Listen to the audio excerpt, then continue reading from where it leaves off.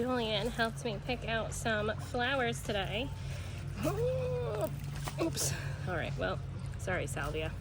We've got Alyssum, 2 Salvias, and Marigolds that are over here.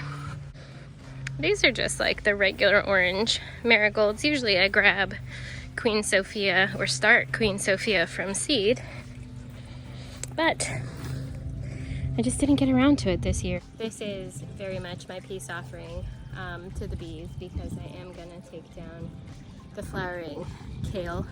I'm gonna cut it out, so I'm going to give the bees Alyssum, Salvia, and marigolds in return to say I'm sorry. So I'm gonna be planting the marigolds around my San Marzano tomatoes. Matthew came out to say hello. Hi, Matthew. The benefit of planting marigolds with your tomatoes is that, yes, they are a fantastic companion plant that can deter pests, as well as provide a beneficial home for insects.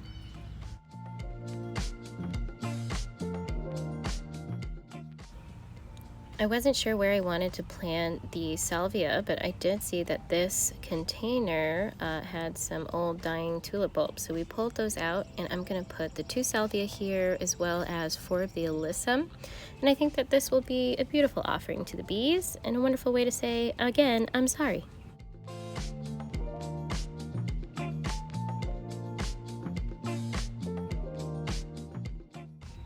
The remaining alyssum that I had, I am putting in the beds with the tomatoes, as well as putting 2 marigolds in each of these 2x8 beds.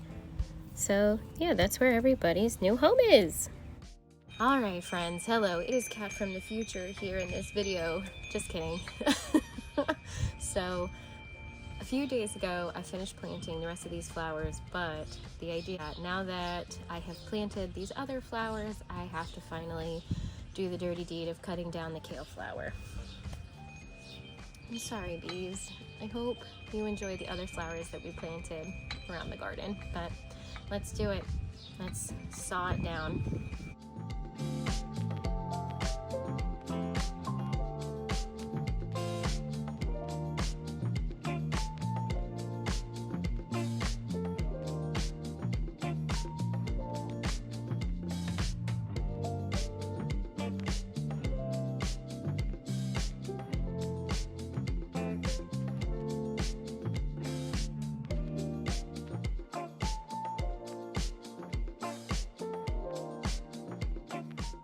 I do want to say that it is good to leave some chores for when Julian is not here, for obvious reasons.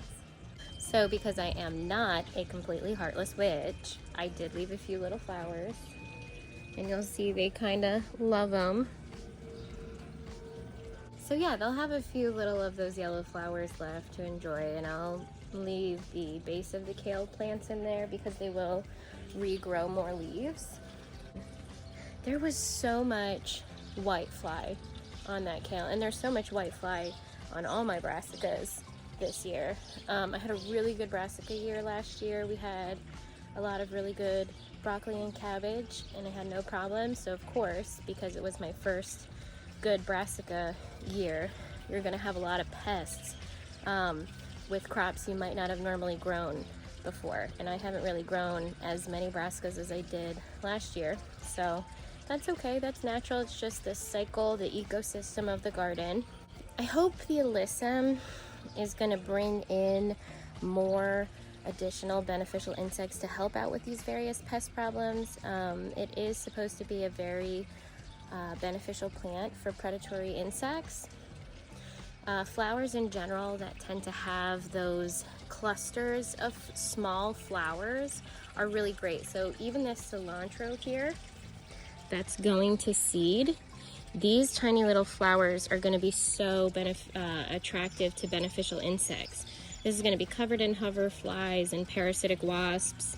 I'm going to definitely have butterflies on it. Every year we have butterflies on it. My chamomile is also doing so good. Look at all these flower heads. Oh my gosh, they're about to burst.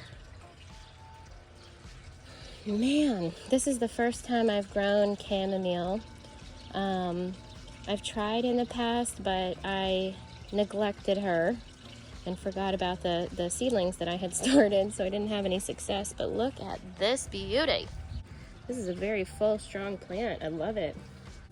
That's going to be exciting because there's a few plants in here that are tea type of plants, so we'll definitely have to take a walk through in the near future and talk about drying your own tea. Real quick before we leave, I think I'm gonna have to pick a few more flowers and then we'll head inside. I am thoroughly loving the oranges that are coming out of the super green mix. Stunning. There you go. Maybe that'll come up and you can see. But yeah, I think I'm gonna grow more super green next year for sure, but I think I'm also going to focus on more bright and cheery colors, not just these soft, gentle pinks and pastels. I'm really enjoying this. This feels very lively, very cheery. Ranunculus are so beautiful.